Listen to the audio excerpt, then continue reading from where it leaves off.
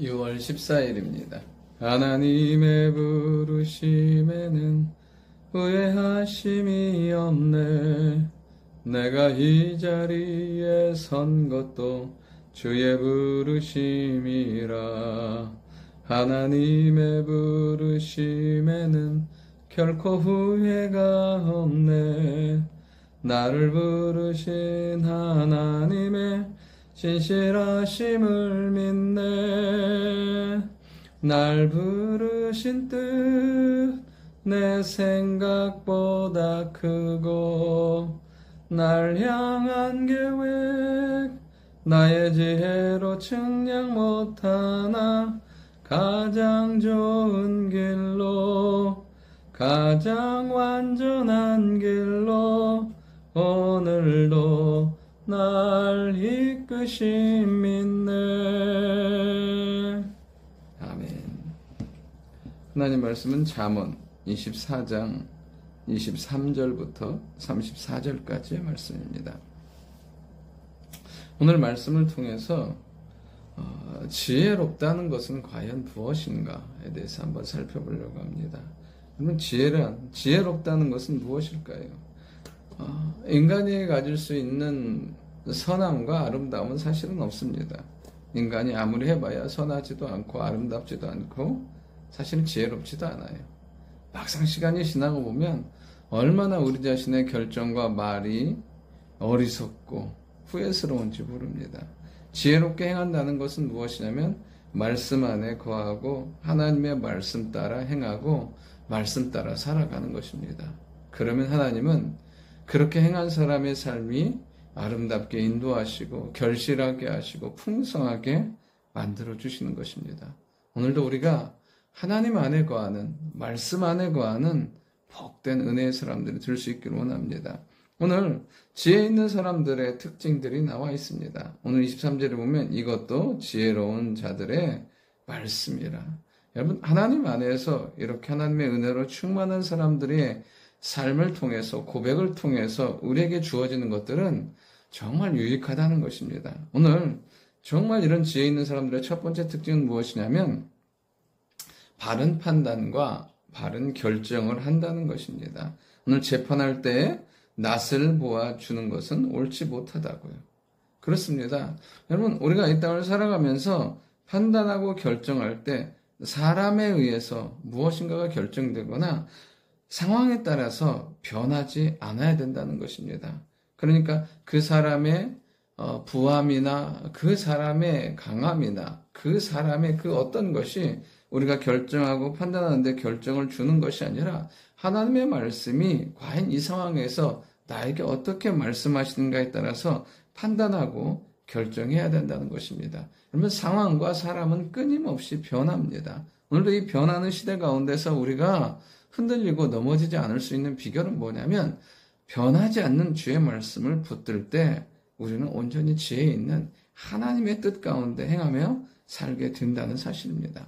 두 번째로 뭐냐면 지혜 있는 사람들은 우선순위가 분명하다는 것이에요. 27절에 보면 내 일을 밖에서 다스리며 너를 위하여 밭에서 준비하고 그 위에 내 집을 세울지니라.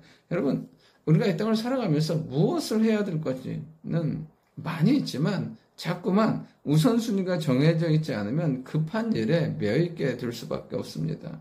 중요한 건 무엇이냐면 우리가 하나님 안에 살면서 무엇이 우선순위에 있는지를 분별해야 한다는 것입니다. 시간의 우선순위가 무엇입니까? 예배예요. 물질의 우선순위는 11조예요. 삶의 우선순위는 믿음의 가정을 세우는 거예요. 오늘도 우리가 이 땅 가운데 살아가면서 하나님 앞에 분명한 우선순위를 가지고 살아가는 거예요. 그럴 때 어떻게 해요? 가정이 세워지고 산업이 세워지고 그리고 삶의 모든 영역에 믿음의 지경들이 넓어지는 놀라운 역사들이 일어나게 된다는 것이에요.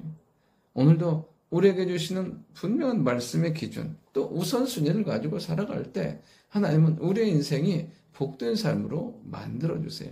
우리가 놓치지 말아야 돼요.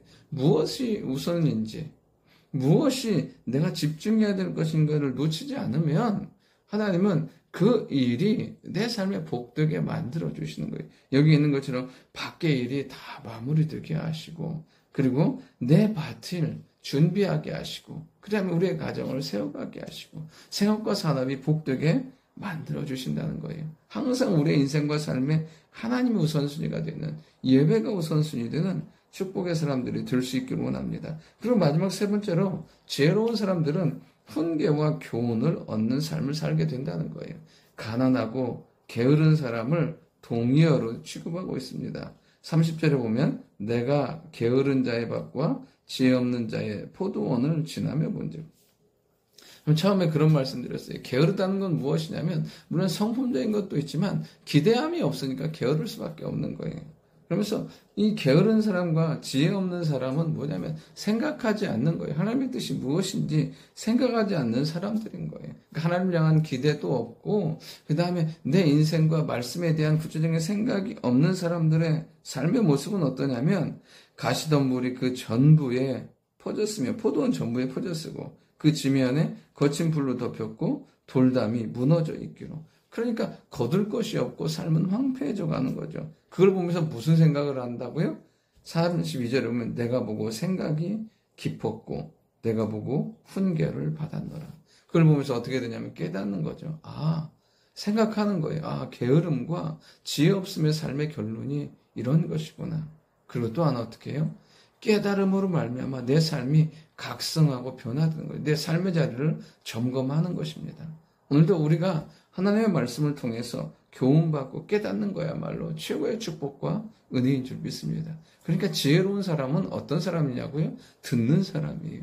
지혜로운 사람은 보는 사람이에요. 오늘도 우리가 하나님의 말씀을 듣고 봄으로 말미암아 하나님 앞에서 분명한 판단할 수 있고 결정할 수 있는 하나님의 선명한 말씀이 있기를 원하고, 삶의 우선순위가 정해지기를 원하고, 매일처럼 들리는 말씀과 깨닫는 것들을 통해서 우리의 삶의 자리가 변하고 열매가 변하고 삶이 풍성해지는 축복과 은혜가 있기를 원합니다. 좋으신 아버지 하나님 감사합니다. 지혜 있는 자의 삶을 살게 하시고 말씀과 하나님과 주님 안에 거함으로 우리의 삶이 풍성한 열매 맺어지는 삶을 살아갈 수 있도록 주님 인도하여 주시옵소서.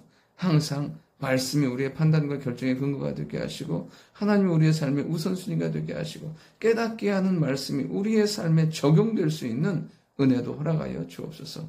예수님의 이름으로 기도드립니다. 아멘.